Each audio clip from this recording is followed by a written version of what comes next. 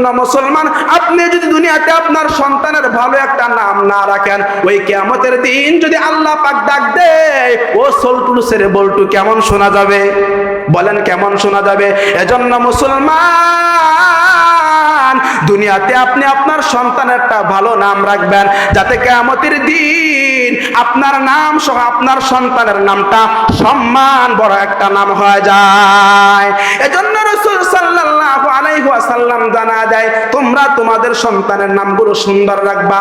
এরপর যখন সন্তান আস্তে আস্তে বড় হইতে থাকবে, তখন আপনি আপনার সন্তানকে আদব শিক্ষা দিবেন। কি শিক্ষা দিবেন? আমার কথা বুঝেন না আপনারা? কথা বলেন না কেন? রাগ করছেন আমার প্রতি? আমার মনে হচ্ছে আপনারা রাগ করছেন। তাহলে আমি যখন আপনাদের কিছু জিগাই, কথা বলেন না কেন? মাইক দিতে হবে আপনাদেরকেও? তাহলে কর্তৃপক্ষ বলতেন যে প্রত্যেক শ্রোতার জন্য ওটা মাইক লাগবে। আওয়াজ জানা আপনার পর্যন্ত? ও, আপনাদের আওয়াজ আমার পর্যন্ত আসে না? আচ্ছা, ঠিক আছে। কি বলতেছিলাম? আদব শিখাইতে হবে। আল্লাহ রাসূল সাল্লাল্লাহু আলাইহি ওয়াসাল্লাম জানা দেয়, তোমার সন্তান যখন আস্তে আস্তে বড় হইতে থাকবে, তখন থেকেই তুমি তোমার সন্তানকে আদব শিক্ষা দিবা। কারণ তুমি যদি তোমার সন্তানকে আদবের শিক্ষা না দাও, এই সন্তান যখন বড় হবে নম্র হবে না, ভদ্র হবে না, অশৃঙ্খল হবে, এরকম ভাবে অভদ্র হবে, এলাকার মাঝে যেমন ত্রাস সৃষ্টি করবে, তখন দেখা যাবে তোমার মান সম্মান নিয়ে টান দিবে। ঠিক কিনা? এজন্য রাসূল সাল্লাল্লাহু আলাইহি ওয়াসাল্লাম জানা দেয়, মা নাহালা ওয়ালিদুন ওয়ালাদাম মিন নাহলিন আফদালা মিন আদাবিন হাসানিন। পয়গম্বর সাল্লাল্লাহু আলাইহি ওয়াসাল্লাম জানা দেয়, ও আমার উম্মতের দল, তুমি তোমার বাবা হিসাবে, তুমি মা হিসাবে, তুমি বাবা মা হিসাবে তোমার সন্তানের জন্য তোমার পক্ষ থেকে সর্বশ্রেষ্ঠ উপহারের নাম হচ্ছে আদব শিক্ষা দেওয়া। সুবহানাল্লাহ। পয়গম্বর জানা দেয়, তুমি মনে করছো তোমার সন্তানকে আইফোন কিনে দিছ, বড় উপহার দিয়ে দিছ। না না না, এটা বড় উপহার না। তুমি তোমার সন্তানকে R15 কিনে দিছ, মনে হয় তুমি মনে করতেছ বড় উপহার দিয়ে দিছ। পয়গম্বর জানা দেয়, এটা তোমার সন্তানের জন্য তোমার পক্ষ থেকে বড় উপহার না। তোমার পক্ষ থেকে তোমার সন্তানের জন্য বড় উপহার হচ্ছে সন্তানকে আদবের শিক্ষা দিবা। কারণ এই সন্তানকে যদি তুমি ছোট থেকে গড়ে না তুলো, এই সন্তান বড় হয়ে তোমার কথা শুনবে না। এজন্য মুসলমান, আল্লাহর গোলাম, আপনার আমার সন্তানকে ছোট থেকে এরকম ভাবে আদবের শিক্ষা দিতে হবে। এরপর যখন আপনার সন্তান আস্তে আস্তে বড় হইতে হইতে 7 বছর হবে, কয় বছর? জোরে কোন কয় বছর? আরো জোরে কয় বছর?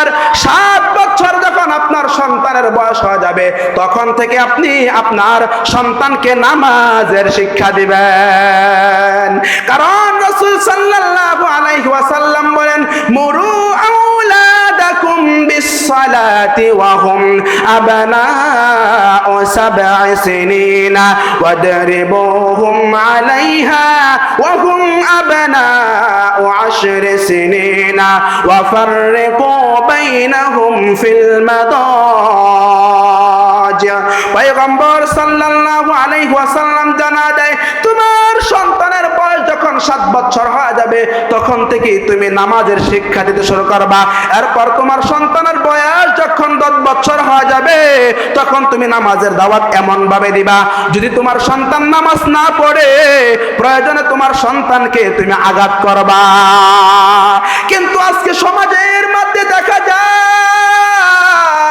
7 বছর না, সন্তানের বয়স 17 হয়ে গেছে, সন্তানের বয়স 27 হয়ে গেছে, আপনি বাবা হিসাবে কখনো সন্তানকে নামাজের তাগিদ দেন নাই। ঠিক কিনা? এজন্য আল্লাহ রাসূল জানা দেয়, না না না, তুমি তোমার সন্তানকে 7 বছর বয়স থেকে নামাজের শিক্ষা দিবা, 10 বছর বয়স থেকে তুমি তাকে নামাজের আদেশ করবা। নামাজ যদি না পড়ে, প্রয়োজনে তুমি তাকে আঘাত করবা। কয়জন আছেন সন্তানকে নামাজের জন্য আঘাত করছেন? নিজেরই তো খবর নাই। এজন্য রাসূল জানা দেয়, তুমি তোমার সন্তানকে 7 বছর বয়স থেকেই নামাজের শিক্ষা দিবা। নামাজ না পড়লে প্রয়োজনে তুমি আঘাত করবা। আর এই নামাজ কি পড়ার জন্য আল্লাহর কোরআন শেখার দরকার আছে না নাই?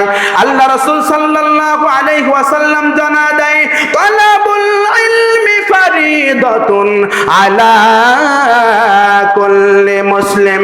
আল্লাহ পাক রব্বুল আলামিন প্রত্যেক মুসলমানের উপর আল্লাহর কোরআন শিক্ষা ফরজ করে দিয়েছেন। সুবহানাল্লাহ। এজন্য মুসলমান আল্লাহর গোলাম, আপনি বাবা হিসাবে আপনার সন্তানকে কোরআনের শিক্ষা দেওয়া আপনার উপর ফরজ।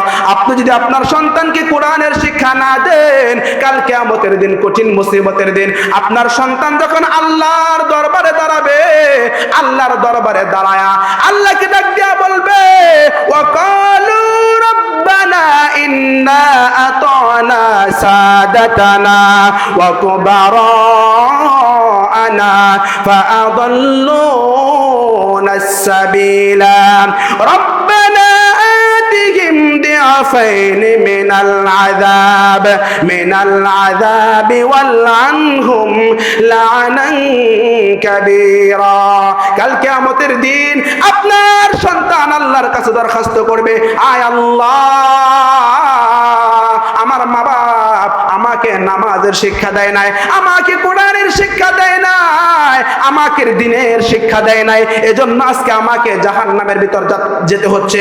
এজন্য আল্লাহ পাক আপনি এক কাজ করেন, আমাকে যেই পরিমাণ শাস্তি দিবেন এর ডাবল শাস্তি আপনি আমার মা বাপকে দেয়া দেন। নাউজুবিল্লাহ। এজন্য মুসলমান সন্তানের এই হকগুলো আদায় করতে হবে। আপনি যদি আপনার এই সন্তানের হকগুলো আদায় করেন, তাহলে আশা করা যায় আপনার সন্তান নম্র এবং ভদ্র হবে, ঠিক কিনা? আর যদি আপনি আপনার সন্তানের হকগুলো না আদায় করতে পারেন, তাহলে আপনার সন্তান সমাজের মধ্যে একটা ভাইরাস হবে, ঠিক কিনা? তাহলে আপনার সন্তান চাঁদাবাজ হবে, টেন্ডারবাজ হবে, আপনার সন্তান ইয়াবাকুর বাবাকুর, আপনার সন্তান ওই সুতার ফয়সালের মতো হবে, ঠিক কিনা?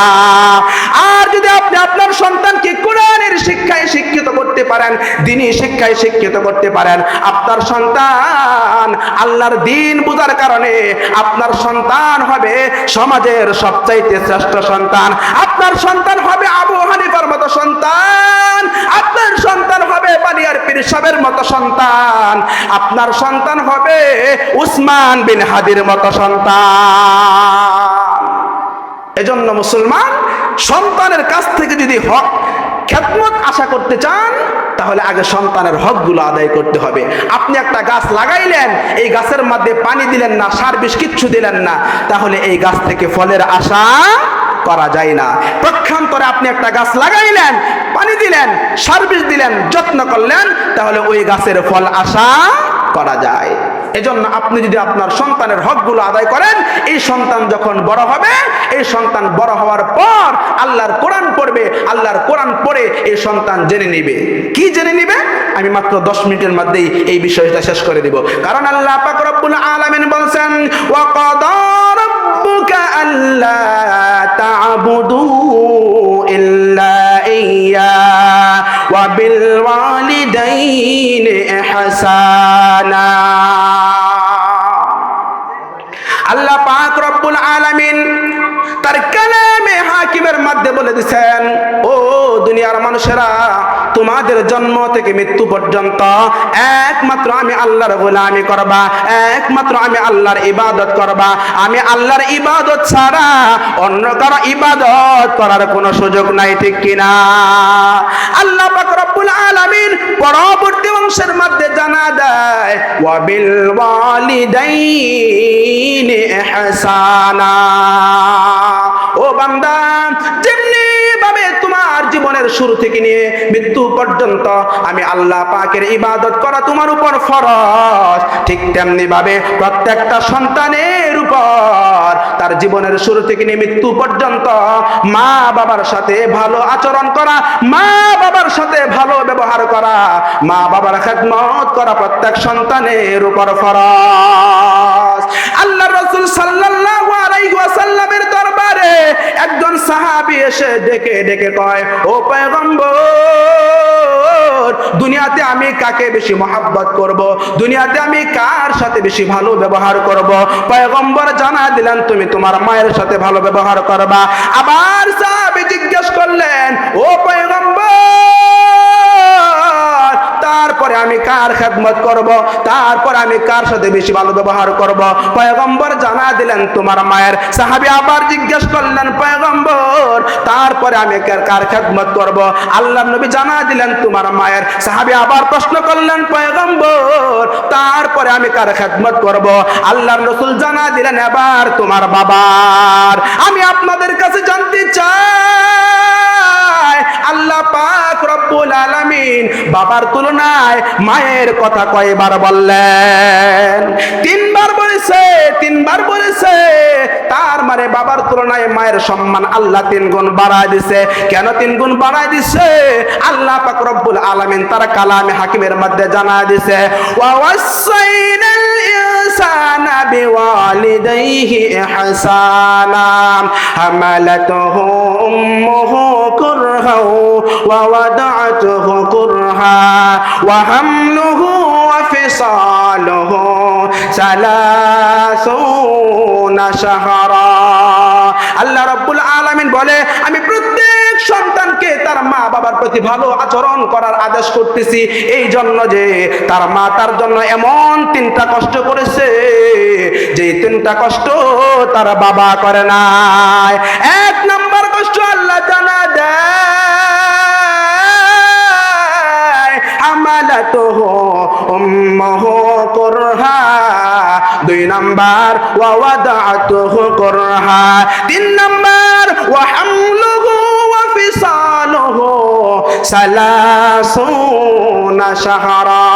আল্লাহ পাক রব্বুল আলামিন জানা দে, ও দুনিয়ার উম্মতের দল, ও আমার বান্দা, তোমার মা তোমাকে 10 মাস 10 দিন গর্ভে ধারণ করেছে, এইটা কিন্তু তোমার বাবা করে নাই, এই কষ্ট কিন্তু তোমার বাবা পায় নাই। এজন্য আল্লাহ পাক রব্বুল আলামিন বাবার তুলনায় মায়ের 1 গুণ বাড়ায় দিয়েছে। সুবহানাল্লাহ। 2-2.5 কেজি 3 কেজির একটা সন্তান মা পেটের মধ্যে লয়া লয়া ঘুরে সংসারের কাজগুলো করে, মায়ের কত কষ্ট হয় এটা একমাত্র মা বুঝবে, আপনি কিন্তু বুঝবেন না। আপনি কিন্তু এটা বুঝবেন না, এটা একমাত্র মায়েরাই বুঝবে, এটা বহন করা কত কষ্ট। আল্লাহ পাক রব্বুল আলামিন জানা দেয়, এজন্য আমি আল্লাহ পাক মায়ের সম্মান 1 গুণ বাড়ায় দিয়েছি। সুবহানাল্লাহ। 2 নাম্বার, ওয়া হামলুহু ওয়া ফিসালুহু। আল্লাহ রাব্বুল আলামিন বলেন, হামালাতুহু উম্মুহু কুরহা ওয়া ওয়াদা'তুহু কুরহা। আমি আল্লাহ পাক রব্বুল আলামিন মায়ের সম্মান 2 গুণ এই জন্য বাড়ায় দিয়েছি, তোমার মা তোমাকে কষ্ট করে প্রসব করেছে, প্রসবের যে বেদনা, এটা এত যন্ত্রণা, এটা এত যন্ত্রণা, এটা শুধুমাত্র একজন মা জানে কি পরিমাণ তোমার জন্য আমার জন্য কষ্ট করেছে। সন্তান যখন হওয়ার সময় হয়ে যায়, মা মনে করে 7 আসমান তার মাথার মধ্যে পড়ে যায়। জীবনের মূল কষ্ট মায়ের প্রসব বেদনা,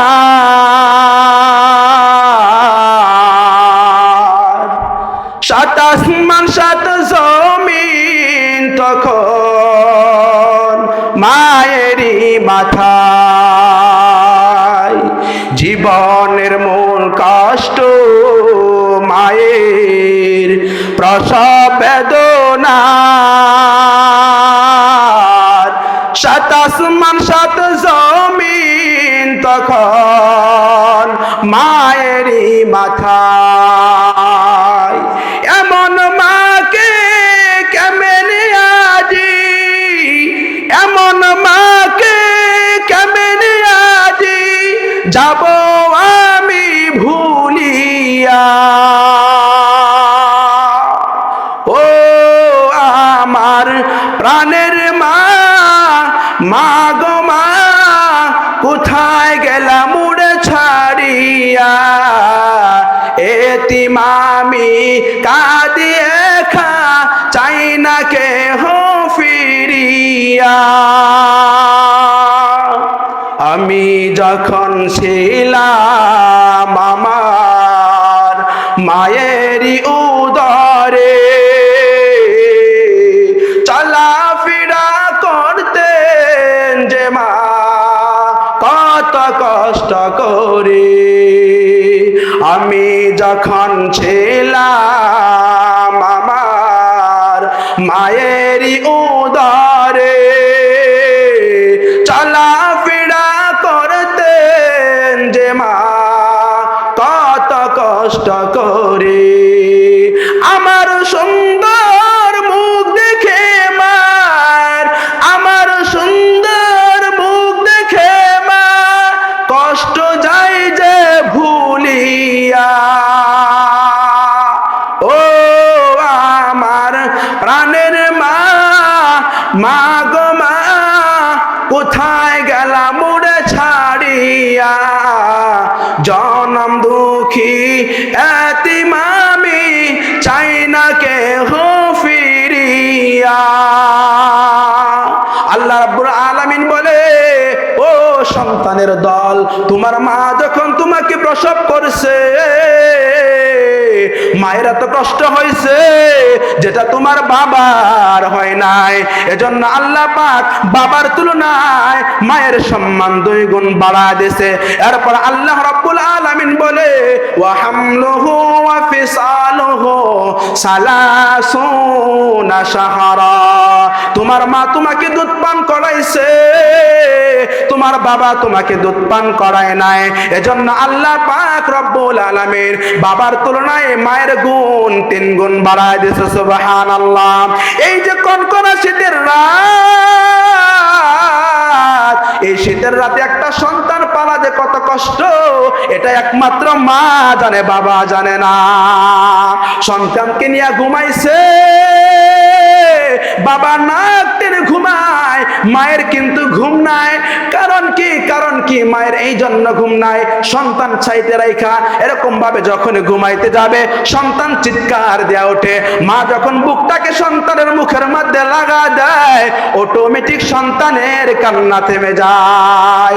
সন্তান ডান পাশে প্রস্রাব করে দিচ্ছে, মা তাকে বাম পাশে নিয়ে আসছে। আবার সন্তান বাম পাশে প্রস্রাব করে দিচ্ছে, মা তাকে বুকের মধ্যে আঞ্জা দিয়া রাত্র পার করে দিচ্ছে। ঠিক কিনা? এজন্য আল্লাহ পাক রব্বুল আলামিন জানা দেয়, ও আমার বান্দারা, তোমার মা এমন 3টা কষ্ট করছে যেই 3টা কষ্ট তোমার বাবা করে নাই। এজন্য আমি আল্লাহ পাক রব্বুল আলামিন বাবার তুলনায় মায়ের সম্মান 3 গুণ বাড়ায় দিয়েছে। সুবহানাল্লাহ। আল্লাহ রাসূল সাল্লাল্লাহু আলাইহি ওয়াসাল্লাম জানায়, হুমা জান্নাতুকা ওয়া নারুকা। তোমার মা বাবা তোমার জন্য জান্নাত, তোমার মা বাবা তোমার জন্য জাহান্নাম। তুমি যদি তোমার মার মনটাকে খুশি করো, তুমি যদি তোমার বাবার মনটাকে খুশি করতে পারো, তাহলে আল্লাহর জান্নাত তোমার জন্য অপেক্ষা করতেছে। আর যদি তুমি তোমার মা বাবার মনের মধ্যে কষ্ট দাও, তাহলে আল্লাহর জাহান্নাম তোমার জন্য অপেক্ষা করতেছে। এজন্যই তো রাসূল আকরাম সাল্লাল্লাহু আলাইহি ওয়াসাল্লাম নিজের সাথে সাক্ষাৎ করার চাইতেও ওয়াইসুল কারনী রাহমাতুল্লাহি আলাইহি তার মায়ের খেদমত করতে বলেছেন। ওয়াইসুল কারনী রাহমাতুল্লাহি আলাইহি পয়গম্বরের জামানায় কালিমা পড়ছে, পয়গম্বরকে চিঠির মধ্যে জানা দেয়, ও পয়গম্বর, আমি আপনার সাথে সাক্ষাৎ করতে চাই, দেখা করতে চাই, কিন্তু আমার মা অসুস্থ, এই জন্য আমি আপনার সাথে সাক্ষাৎ করতে পারতেছি না। পয়গম্বর জানা দেয়, ও ওয়াইসুল কারনী রে, আমি পয়গম্বর সাক্ষাৎ করার দরকার নাই, তুমি তোমার মায়ের খেদমত করো। সুবহানাল্লাহ। এই পয়গম্বর সাল্লাল্লাহু আলাইহি ওয়াসাল্লাম কিন্তু ওয়াইসুল কারনীকে ভুইলা যায় নাই, ওয়াইসুল কারনীকে ভুইলা যায় নাই।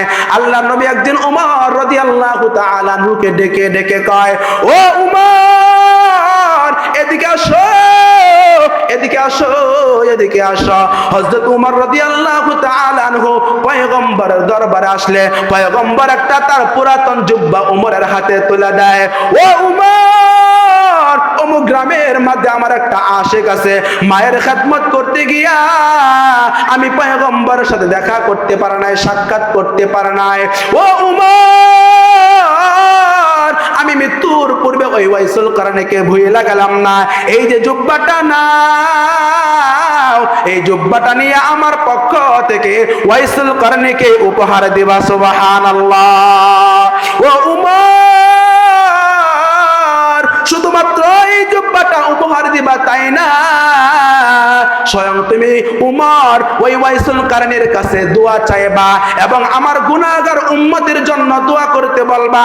কারণ হয়েছে ওয়াইসুল কারণী মা বাবার খেদমত করে তার জবানটাকে আল্লাহর কাছে এত দামি বানাইছে যে ওই জবান দ্বারা আল্লাহর কাছে কিছু চাইলে আমার আল্লাহ সেটা খালি ফিরায় না। সুবহানাল্লাহ। তাহলে মা বাবার খেদমত করার দরকার আছে না নাই? জোরে বলেন, মা বাবার খেদমত করার দরকার আছে না নাই? মা বাবার খেদমত ছাড়া আল্লাহর জান্নাতে যাওয়া কিন্তু বড় কঠিন হয়ে যাবে। আপনি যত ইবাদত করেন, যত হাজি আর গাজী হয়ে যান, আপনার উপর যদি আপনার মা বাবা নারাজ হয়ে যায়, আল্লাহর জান্নাত আপনার জন্য মাহরুম হয়ে যাবে। প্রক্ষান্তরে আপনি যদি মা বাবার মনটাকে খুশি করতে পারেন, মা বাবা যদি আপনার উপর খুশি হয়ে যায়, আল্লাহর জান্নাত আপনার জন্য হয়ে যাবে। সুবহানাল্লাহ। কারণ রাসূল জানা দেয়, আল জান্নাতু তাহতা আকদামিল উম্মাহাত, তোমার জান্নাত তোমার মা বাবার পায়ের নিচে। সুবহানাল্লাহ। মুসা আলাইহিস সালাতু ওয়াস সালাম আল্লাহকে ডেকে ডেকে কয়, ও আমার দয়ার আল্লাহ, আমি একটু আপনার কাছে জানতে চাই, আমাকে যে জান্নাতটা দিবেন, আমার পাশের জান্নাতের অধিবাসী কে হবে, আমি একটু আপনার কাছে এই সংবাদটা পাইতে চাই। আল্লাহ পাক জানা দিলেন, মুসা, এই সংবাদ তোমাকে প্রকাশ করা যাবে না। কিন্তু মুসা পয়গম্বর এমন একজন পয়গম্বর ছিলেন যিনি সরাসরি আল্লাহর সাথে কথা বলতেন। সুবহানাল্লাহ। আরো জোরে কন্যা সুবহানাল্লাহ। কাল্লামাল্লাহু মুসা তাকলিমা। ওই পয়গম্বর মুসা জানা দেয়, ও দয়ার মালিক, আমাকে একটু জানা দাও আমার পাশের জান্নাতের অধিবাসী কে হবে। আল্লাহ বলে, এই সংবাদ তোমাকে দেওয়া যাবে না। মুসা বলে, না আল্লাহ, আমি একটু দুনিয়া থাকতে জানতে চাই আমার পাশের জান্নাতের অধিবাসী কে হবে। এবার আল্লাহ পাক রব্বুল আলামিন পয়গম্বর মুসাকে জানা দিলেন, ও পয়গম্বর মুসা, তোমার পাশের জান্নাতের অধিবাসী হবে একজন কসাই। কে হবে? জুড়ে বলেন। চেনেন আপনারা? এই যে গরু জবাই করে, গরুর গোশত কাটে সাটে, তাকেই তো কসাই বলা হয়। পয়গম্বর মুসা আশ্চর্যান্বিত হয়ে গেছে, হতবাক হয়ে গেছে। মুসা মনে মনে বলে, আমি তো মনে করছি আমি একজন বদর দুষ্ট এরকম ভাবে পয়গম্বর, আমি একজন বর্ষিয়ান পয়গম্বর, আমার আল্লাহ পাক আমার পাশের জান্নাতটা না জানি কত বড় একজন আল্লাহওয়ালাকে দিবে, না জানি অমুক পয়গম্বরকে দিবে, কিন্তু আল্লাহ পাক আমার পাশের জান্নাতটা দিছে একজন কসাইকে। তার মানে এই কসাইয়ের দাম আল্লাহর কাছে অনেক বেশি। ও দয়ার মালিক, ওই কসাইয়ের বাড়ি কোথায়? ওই কসাইয়ের ঠিকানা আমি আপনার কাছে চাই। আল্লাহ পাক রব্বুল আলামিন পয়গম্বর মুসাকে জানা দিলেন, অমুক কসাইয়ের বাড়ি অমুক জায়গায়। হযরত মুসা আলাইহিস সালাতু ওয়াস সালাম লম্বা সফর করে ওই কসাইয়ের বাড়িতে চলে যায়। কসাইয়ের বাড়িতে যাওয়ার পর দেখে একজন বৃদ্ধ মহিলা বসা আছে। এবার বৃদ্ধ মহিলাকে সালাম দেয়, সালাম দিয়া জিজ্ঞেস করে, ও বুড়ি মা, এই বাড়িতে কি একজন কসাই থাকে? এবার বুড়ি মা ডেকে ডেকে কয়, হ্যাঁ, এই বাড়িতে একজন কসাই থাকে। মা, আমি আপনার কাছে জানতে চাই ওই কসাই আপনার কি হয়? এবার মা ডেকে ডেকে কয়, ওই কসাইটা হলো আমার সন্তান। পয়গম্বর মুসা নিজের পরিচয় গোপন রেখে মায়ের কাছ থেকে আবার ওই কসাইয়ের বর্ণনা শুনে, ও মা, তোমার সন্তান এমন কোন আমল করে যে তোমার সন্তানের ওই আমলের বরকতে আল্লাহ তার সম্মানকে বাড়ায় দিছে। এবার মা ডেকে ডেকে কয়, আমার সন্তান তেমন কোন ইবাদত বন্দিকে করার সুযোগ পায় না।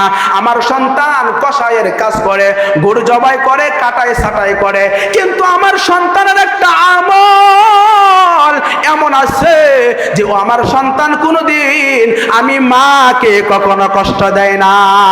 সুবহানাল্লাহ। ও যুবক, কে তুমি, কি তোমার পরিচয়? তোমাকে আমি চিনি না, তবে শুনিয়া লও, জানিয়া লও, এই যে আমার সন্তান গরুর গোশত কাটার জন্য, ছাটার জন্য চলে গেছে, কিন্তু আমি মাকে সুন্দর করে গোসল করাইয়া নিজের হাতে পাক করে করে ওই খাবারের লুকমা বানায়া বানায়া আমি মায়ের মুখের মধ্যে তুলে দেয়। সুবহানাল্লাহ। আমার সন্তান আমাকে খাওয়ায়া আবার গরু কাটার জন্য যায়, গরু কেটে সেটে ওই যে গরুর নরম নরম অংশগুলো আছে, কলিজার যে অংশগুলো আছে, আমার সন্তান এগুলো আমার জন্য নিয়ে আসে, সুন্দর করে পাকায়া বড় মোহাব্বত আর ভালোবাসা নিয়া আমি মাকে সেগুলো খাওয়া দেয়। সুবহানাল্লাহ। আর আমি সেগুলো খেয়ে নামাজ পড়ে আল্লাহর কাছে মুনাজাত করি, ও দয়ার মালিক, আমি শুনেছি এই জামানায় নাকি একজন পয়গম্বর আছে, নাম তার মুসা, জীবনে তাকে আমি কখনো দেখি নাই। আমি তোমার কাছে দরখাস্ত করি, আমার সন্তান যে আমাকে এত মহব্বত করে, আমাকে যে এত ভালোবাসে, যে সন্তান তার জীবনের চাইতেও আমি মাকে ভালোবাসে, আমি মা হইয়া আমার সন্তানের জন্য দোয়া করি, আমার সন্তানকে এই জামানার পয়গম্বর মুসার সাথে জান্নাত দিবা। সুবহানাল্লাহ। এবার পয়গম্বর মুসা তার পরিচয় প্রকাশ করে জানা দেয়, ও বুড়ি মা, আমি সাধারণ অন্য কোনো মানুষ না, আমি হলাম এই জামানার পয়গম্বর মুসা। আমার আল্লাহ আমাকে জানা দিছে তোমার দোয়া কবুল করে তোমার সন্তানের জান্নাত আমি পয়গম্বর মুসার সাথে দেয়া দিছে। সুবহানাল্লাহ। মায়ের দোয়া লও হে মুমিন, মায়ের দোয়া লও, মায়ের দোয়া লও হে মুমিন, মায়ের দোয়া লও। বিপদে পড়বে না তুমি যখন যেথায় যাও, বিপদে পড়বে না তুমি যখন যেথায় যাও। মায়ের দোয়া লও হে মুমিন, মায়ের দোয়া লও, মায়ের দোয়া লও হে মুমিন, মায়ের দোয়া লও। মায়ে যদি দোয়া করে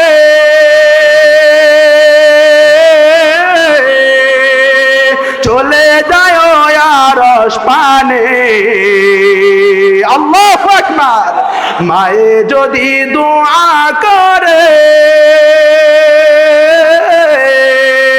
চলে যায় আরশ পানে, সাথে সাথে কবুল হয় ফল দেখিতে পাও, সাথে সাথে কবুল হয় ফল দেখিতে পাও। মায়ের দোয়া লও হে মুমিন, মায়ের দোয়া লও, মায়ের দোয়া লও হে মুমিন, মায়ের দোয়া লও। যার কারণে বাইজিদের নাম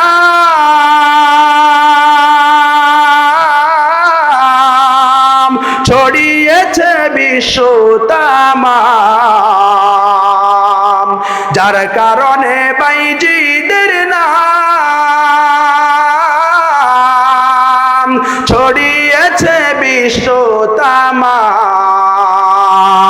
ছোট্ট শিশু বাইজিদেরই মতন সবাই হও, ছোট্ট শিশু বাইজিদেরই মতন সবাই হও। মায়ের দোয়া লও হে মুমিন, মায়ের দোয়া লও, মায়ের দোয়া লও হে মুমিন মায়ের দোয়া লও, মায়ের দোয়া লও হে মুমিন মায়ের দোয়া লও, মায়ের দোয়া লও হে মুমিন মায়ের দোয়া লও। মুসলমান আল্লাহর গোলাম, সুতরাং আমি আপনাদের কাছ থেকে জানতে চাই ওই মা বাবার দোয়ার দরকার আছে না নাই? আরো জোরে কোন দরকার আছে না নাই? দরকার যদি থেকে থাকে ওই মাকে কখনো কষ্ট দিবেন না। কারা কারা রাজি? কষ্ট দেওয়া যাবে? ওই মাকে কষ্ট দেওয়া যাবে না। ওই মাকে কষ্ট দিয়ে যদি আপনি হাজি আর গাজী হয়ে যান, নামাজ পড়তে পড়তে কপালের মধ্যে কালো দাগ ফালায় দেন, তারপরেও আল্লাহর দরবারে আপনি গ্রহণযোগ্য পাত্র হইতে পারবেন না। বনি ইসরায়েলের জামানায় একজন আল্লাহর ওলি ছিল, নাম তার জুরাইস রাহমাতুল্লাহি আলাইহি। পয়গম্বর সাল্লাল্লাহু আলাইহি ওয়াসাল্লাম তার সাহাবীদেরকে জানা দেয়, ও আমার সাহাবীদের বনি ইসরায়েল জামানায় আল্লাহর একজন ওলি ছিল, যে ওলিটা সব সময় আল্লাহর ইবাদত আর বন্দি করত, সব সময় আল্লাহর দরবারে দাঁড়ায়া দাঁড়ায়া নামাজ পড়তো আর নামাজ পড়তো। এই জন্য সেই আল্লাহর ওলি আলাদা একটা খানকা বানায় নিছে, আলাদা একটা ঘর বানায় নিছে। ওই ঘরের মধ্যে বসে বসে আল্লাহর দরবারে নামাজ আদায় করে। কিন্তু একদিন তার মা দরজার মধ্যে আইসা নাক করে, ও জুরাইস দরজাটা খুলো, আমি মা একটু তোমার সাথে সাক্ষাৎ করতে চাই। জুরাইস নফল নামাজের মধ্যে দাঁড়াইছিল, নফল নামাজের মধ্যে দাঁড়ায়া মনে মনে ভাবতে লাগলো, সালাতি ওয়া উম্মি, সালাতি ওয়া উম্মি, নামাজ বড় না মার সাথে দেখা করাটা বড়? হযরত জুরাইস কি করলেন? মায়ের সাথে সাক্ষাৎ করলেন না, নামাজের মধ্যে দাঁড়ায় রইলেন। মা মনের মধ্যে কষ্ট পাইয়া চলে গেলেন। আবার আরেকদিন মা এসে ডাকে, ও জুরাইস বাবা দরজা খুলো, দরজা খুলো, দরজা খুলো। ওই সময় জুরাইস নামাজের মধ্যে ছিল, নফল নামাজের মধ্যে ছিল। আজকে জুরাইস মনে মনে ভাবে, সালাতি ওয়া উম্মি, সালাতি ওয়া উম্মি, নামাজ বড় না মায়ের ডাকে সাড়া দেওয়া বড়? জুরাইস রাদিয়াল্লাহু তাআলা আনহু নামাজের মধ্যে দাঁড়া রইলেন, দরজাটা আর খুললেন না। মা মনের মধ্যে কষ্ট পাইয়া চলে গেল। আরেকদিন মা আবার এই দরবার আইসা সন্তানকে ডাকে, ও সন্তান, ও সন্তান দরজাটা খুলো, আমি তোমার মা আসছে তোমার সাথে সাক্ষাৎ করার জন্য। আজকেও জুরাইস নামাজ পড়ে নামাজের মধ্যে দাঁড়ায় দাঁড়ায় কয়, সালাতি ওয়া উম্মি, সালাতি ওয়া উম্মি, নামাজ বড় না আমার সাথে সাক্ষাৎ করা ভালো বড়? হযরত জুরাইস রাদিয়াল্লাহু তাআলা আনহু আজকেও দরজা খুললেন না, নামাজের মধ্যে দাঁড়ায় গেছে। মার মনের মধ্যে কষ্ট পাওয়া গেছে। মা আল্লাহর দরবারে বদদুয়া করে দিয়েছে, ও আল্লাহ, আমার সন্তানকে আমি পরপর 3 দিন ডাকতে আসলাম, আমার সন্তান দরজা খুলে আমি মায়ের চেহারাটা একবারের জন্য দেখলো না। আমি আমার সন্তানের জন্য বদদুয়া করি, আমার সন্তানকে বেশ্যা মহিলার চেহারা না দেখায় মৃত্যু দিবা না, নাউজুবিল্লাহ। হঠাৎ একদিন দেখা যায় ওই এলাকার একজন বেশ্যা মহিলা ডেকে ডেকে কয়, এই যে আমার কোলে যে সন্তান দেখতেছো, এই সন্তানটা কার তোমরা জানতে চাওনি? এলাকার মানুষ জিজ্ঞেস করে, হ্যাঁ আমরা জানতে চাই, কারণ তোর বিবাহ হয় নাই, তোর কোলে সন্তান আসলো কোত্থেকে? এবার এই বেশ্যা মহিলা ডেকে ডেকে কয়, আমার কোলের সন্তান হলো তোমাদের পেশাবের, তোমাদের জুরাইসের। এলাকার মানুষ রাগান্বিত হয়ে গেছে, জুরাইসের ঘরটা ভেঙে দিছে, জুরাইসকেও বড় আঘাত করতে শুরু করেছে। হযরত জুরাইস রাদিয়াল্লাহু তাআলা আনহু ডেকে ডেকে কয়, ও আমার এলাকার গ্রামবাসী, আমাকে এত মহব্বত করে, এত ভালোবাসো, হঠাৎ করে তোমাদের কি হইল? কেন তোমরা আমার ঘরটা ভেঙে দিলা? কেন আমার সাথে এমন খারাপ আচরণ করতেছো? এবার এলাকার মানুষ বলে, কেন তুমি কি জানো না ওই বেশ্যার সাথে তুমি খারাপ আচরণ করছো, খারাপ কাজ করছো, জিনার কাজ করছো, যার কারণে ওই মহিলার গর্ভে তোমার একটা সন্তান আসছে। হযরত জুরাইস রাদিয়াল্লাহু তাআলা আনহু বলে, কোন সন্তানটা আমার জিনার কারণে হয়েছে? সন্তানটাকে আমার কাছে নিয়ে আসেন। সন্তানটাকে যখন কাছে নিয়ে আসা হয়, সন্তানকে আবার জুরাইস জিজ্ঞেস করে, ও সন্তান, এই হাজার হাজার মানুষের মধ্যে সাক্ষী দাও, আমি কি তোমার বাবা না অন্য কেউ তোমার বাবা? হাদিস শরীফের মধ্যে আসছে এই কুলের সন্তানটা এলাকার গ্রামবাসীকে জানা দেয় এই জুরাইজ হচ্ছে নিষ্পাপ, আমার মা অমুক রাখালের সাথে জিনার কাজ করেছে, নাউজুবিল্লাহ। পয়গম্বর জানা দেয় কেন তার উপর এই অপবাদ আসলো, কারণ তার মা তার জন্য বদদুয়া করেছিল যতদিন পর্যন্ত বেশ্যা মহিলার সাথে দেখা সাক্ষাৎ না হবে তার মৃত্যু দিবা না। কিন্তু জুরাইজ যেহেতু আল্লাহর ওলি ছিলেন, আল্লাহর প্রিয় বান্দা ছিলেন, এজন্য একটা মুজিজার মাধ্যমে আল্লাহ পাক জুরাইজকে নিষ্পাপ বানায়, এরকম নিষ্পাপ ভাবে বিনা অপরাধী হিসেবে সাব্যস্ত করে দিয়েছে। সুবহানাল্লাহ। এজন্য মুসলমান, আমি আপনাদের কাছে আখিরি কথা রাখতে চাই, প্রত্যেক বাবা মা আপনি আপনার সন্তানের হকগুলো আদায় করবেন। সন্তানকে ছোট থেকে এরকম দিনের শিক্ষা দিবেন, মাদ্রাসায় পাঠাবেন, মক্তব পাঠাবেন। আপনি আপনার সন্তানকে আদর্শ সন্তান যদি বানায়া বড় করতে পারেন, তাহলে এই সন্তান বড় হইয়া আপনার খেদমত করবে। এজন্য প্রত্যেক বাবার উপর আমার এরকম ভাবে অনুরোধ থাকবে, আজকের নসিহত, আজকের আলোচনার মেসেজ থাকবে, প্রত্যেক বাবারা আপনারা ছোট থেকে সন্তানের হকগুলো আদায় করবেন এবং প্রত্যেক সন্তানের প্রতি আমার মেসেজ থাকবে আপনারা বাবার খেদমত করবেন। আল্লাহ পাক রব্বুল আলামিন আমি যে কথাগুলো বললাম এগুলোর উপর আমাকে সহ আমাদের সকলকে আমল করার তৌফিক দান